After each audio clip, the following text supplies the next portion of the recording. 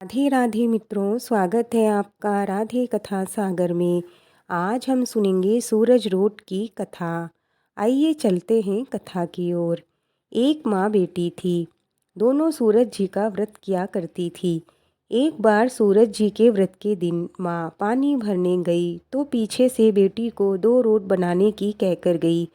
एक बड़ा रोट माँ का और एक छोटा बेटी का, क्योंकि इस व्रत को रोट पूरा खाना चाहिए, झूठा नहीं बचना चाहिए। और एक ही खाते हैं, बिना नमक मिलाए रोट बनाते हैं। लड़की माँ का रोट बना रही थी कि सूरज जी एक साधु बाबा का भेष बनाकर भिक्षा मांगने आए। लड़की ने कहा, यह रोट तो माँ का है, बाबा बैठो, अभी मेरा रोट बनाऊंगी तब ले लेना। बाबा ने कहा, देना हो तो दो, नहीं तो मैं जा रहा हूँ। लड़की ने माँ की रोटी से टुकड़ा तोड़कर दे दिया। माँ आई और रोटी टूटी देखकर बहुत नाराज हुई और बोली, दो भाई दो, मेरी रोटी दो और साबुत दो। वह लड़की को ऐसा कहकर मारने लगी। लड़की मार से बचने के लिए जंगल में चली गई और एक बड़ के पेड़ पर चढ़कर जान बचाई। सूरज भगवान ने सोचा, लड़की को अपने कारण घर से निकलना पड़ा, इसीलिए इसकी रक्षा अपन को ही करनी पड़ेगी। सूरज भगवान रोज चूरमे का एक लड्डू और एक जल का लोटा भेज देते थे। लड़की मज़े से खा पीकर वहीं बैठी रहती।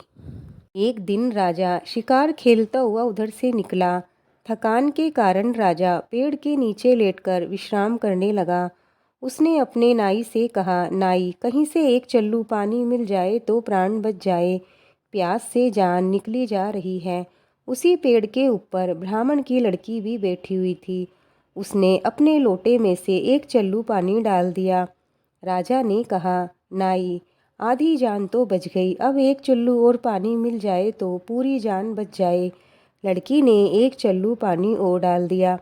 राजा ने कहा, नाई, तू ऊपर चढ़ जा, ऊपर अवश्य कोई है, कहे कहे पानी कैसे आ रहा है।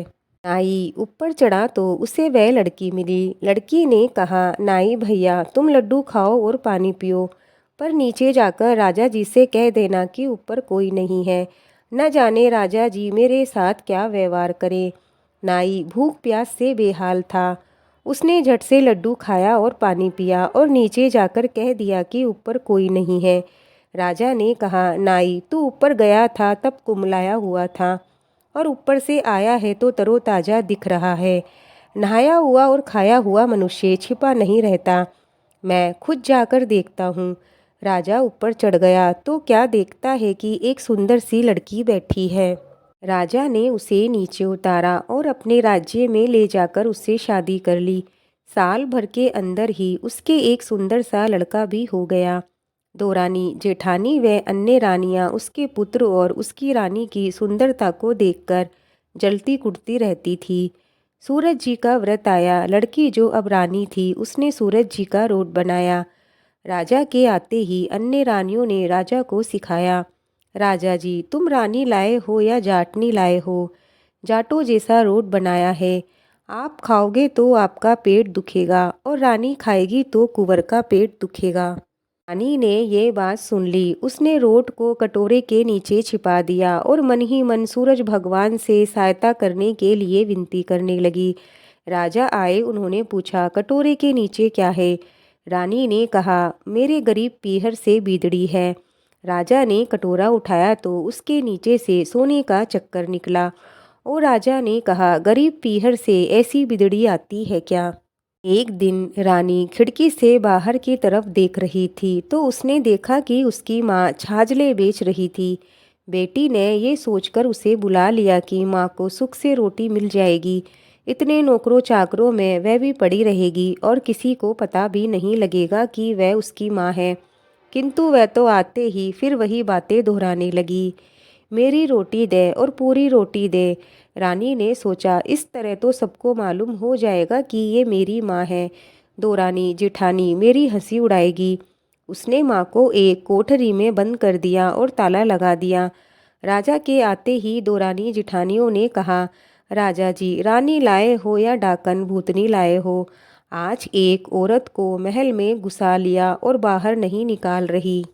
रानी ने सुन लिया और सूरज भगवान से प्रार्थना करने लगी, हे भगवान, इस विपत्ति से तुम ही मुझे बचाओ। राजा ने आते ही कोठी की चाबी मांगी। रानी ने चाबी दे दी। कोठरी खोली गई तो उसमें सोने की मूर्ति निकली। राजा ने पूछा, यह मूर्ति कैसे आई? रानी ने कहा, ये मेरे गरीब पीहर से आई है। राजा ने कहा, तेरा गरीब पीहर ऐसी कीमती भेंटें भेजता है, हमें तो नहीं बुलाता। मुझे तो मेरा ससुराल देखना है। रानी ने फिर सूर्य भगवान से प्रार्थना की। सूर्य भगवान ने कहा, बाई, मैं राजा को सवा पहर का ससुराल दिखा दूंगा। इसके बाद मुझे मेरी नगरी में उजाला करने जाना होगा।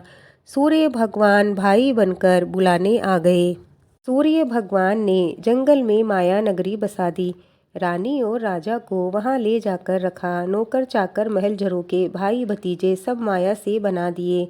दाल बाटी चूरमे की रसोई बन रही थी। खाना खा पीकर रानी ने कहा, राजा जी घर चलो, कुंवर का पेट दुख रहा है। उसने चुपके चुपके कुंवर के चुटकी काटनी शुरू की। बच्चा रोने बिखरने लगा, पर राजा जाने को तैयार नहीं हुआ। कहने लगा, रानी, ऐसे सासरे का आराम सुख तो लेने दो मुझे। सूर्य भगवान ने चुपके से कहा, बाई, मेरा समय पूरा हो गया। मुझे मेरी नगरी में जाना होगा। तुम तुम्हारे घर जाओ। रानी ने मुश्किल से किसी प्रकार राजा को मनाया। सूर्य भगवान ने बहुत सा गहना कपड़ा देकर राजा रानी को विदा किया। आगे जाकर राजा बोला, नाई, मैं तो मेरी धोती और एक पाँव की जूती भूल आया हूँ, जाकर ले आओ। रानी ने कहा, ससुराल से इतना नया कपड़ा मिला है, उस पुरानी सी धोती को खो जाने दो। रानी डर रही थी, माया नगरी समाप्त हो चुकी है। अगर नाई जाएगा तो भेद खुल जाएगा। पर राजा को रानी पर शंका थी और वह भेद का पता लगाना चाहता था। इसीलिए उसने नाई को भेज ही दिया। नाई ने देखा वहाँ तो सिर्फ जंगल था। चूरमा बाटी बनाया था, उसकी जगरे की राख उड़ रही थी। दूर दूर तक ना महल था, ना बाग बगीचे और ना कोई मनुष्य।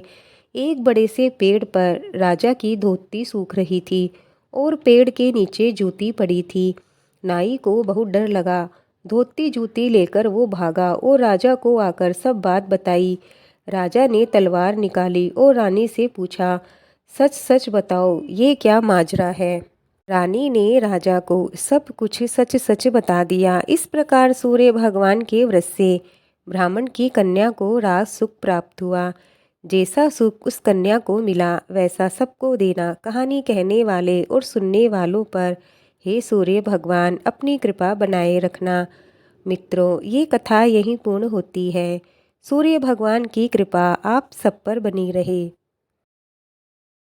आइए अब हम सुनेंगे गणेश जी की कहानी। गणेश जी की कहानी सुने बिना हमें किसी भी कथा को सुनने का फल नहीं मिलता।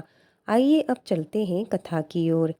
एक बार भगवान गणेश एक छोटे बालक के रूप में चिमटी में चावल और चमचे में दूध लेकर घूम रहे थे। वे हर किसी से कह रहे थे, कोई इसकी खीर बना दो, कोई इसकी खीर बना दो। सभी लोग हंस रहे थे। तभी एक बुढ़िया माँ बोली, लाओ बेटा, मैं बना देती हूँ। वो छोटा सा बर्तन चढ़ाने लगी तो गणेश जी ने कहा, दादी माँ, छोटी सी भगोनी मत चढ़ाओ। तुम्हारे घर में जो सबसे बड़ा चूरू है वही चढ़ा दो। बुढ़िया माँ ने वही चढ़ा दिया। वह देखती क्या है कि वह तो पूरा भर गया। गणेश जी ने कहा, दादी माँ, मैं नहाकर आता हूँ। थोड़ी देर बाद खीर तैयार हो गई तो बुढ़िया माँ के पोता पोती खीर खाने के लिए रोने लग गए। बुढ़िया माँ ने कहा, गणेशा, तेरे भोग लगना, कहकर चूल्हे में थोड़ी सी खीर डाली और कटोरे भर भर कर बच्चों को दे दी। पड़ोसन ऊपर से देख रही थी। बुढ़िया माँ ने सोचा, ये चुगली ना कर दे, सो कटोरा भरकर उसे भी पकड़ा दी। बेटे की बहू ने चुपके से एक कटोरा खीर खाई और एक कटोरा भरकर चक्की के नीचे छुपा दी। अब भी गणेश जी नहीं आए तो बुढ़िया माँ को भी बहुत जोर से भूख लग रही थी। सो एक कटोरा खीर का भरकर किवाड़ के पीछे बैठकर कहने लगी, जे गणेशा, तेरे भोग लगना, और पानी पीना शुरू कर दिया। तभी गणेश जी वहाँ आ गए। बुढ़िया माँ ने कहा, आजा रे गणेशा, खीर खा ले, मैं तेरी ही राह देख रही थी। गणेश जी ने कहा, दादी माँ, मैंने तो खीर खा ली। बुढ़िया माँ ने कहा, कब खाई? गणेश जी ने कहा, जब तेरे पोता पोती ने खाई तब खा ली, जब तेरी पड़ोसन ने खाई तब खा ली, जब तेरी बहू ने खाई तब खा ली, और जब तुमने खाई तो मेरा पेट भर गया। बुढ़िया माँ ने कहा, बेटा, और तो सारी बात सच है, पर बहू बेचारी का नाम मत लेओ, वो तो सुबह से काम में लग रही है, उसने खीर खाई नहीं है। गणेश जी ने कहा, बुढ़िया माँ झूठ मत बोल, तेरी बहू ने भी खीर खाई, खाई तो खाई, एक कटोरा भरकर चक्की के नीचे छुपा भी दिया, देख लो चाहे। मैं तो भावना का भूखा हूँ, तुमने तो भोग लगाया, उसने तो भोग भी नहीं लगाया। बुढ़िया माँ ने गणेश जी से माफ़ी मांगी। फिर गणेश जी कहने लगे, बुढ़िया माँ, इस खीर से पूरी नगरी जिमा दो, फिर भी ये कभी ख़त्म नहीं होगी। पूरी नगरी जिमा दी गई, तब भी चूरू खीर से भरा रहा। राजा को नगरी जिमाने का पता लगा तो बुढ़िया माँ को बुलाया और कहा, क्योरी ऐसा चोरू तेरे घर सोवे या मेरे घर सोवे। बुढ़िया माँ ने कहा, राजा जी आप ले लो। राजा जी ने खीर का चरवा महल में मंगा लिया।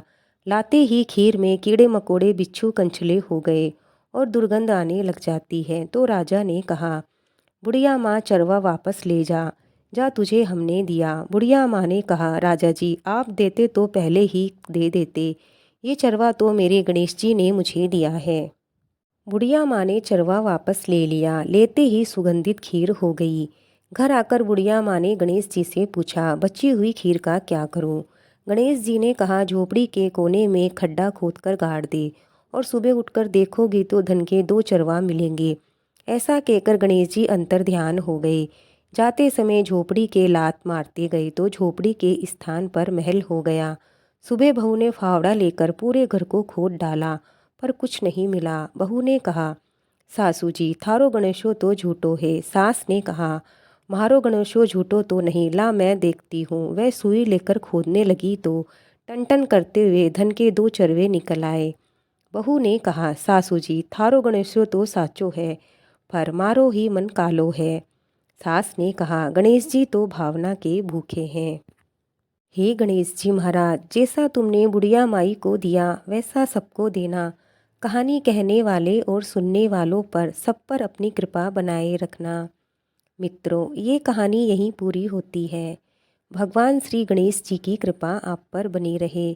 आपको आज की कहानी कैसी लगी हमें लाइक कमेंट करके ज़रूर बताएं। मिलते हैं और एक नई कहानी के साथ। तब तक के लिए जय श्री कृष्णा, जय श्री राधे।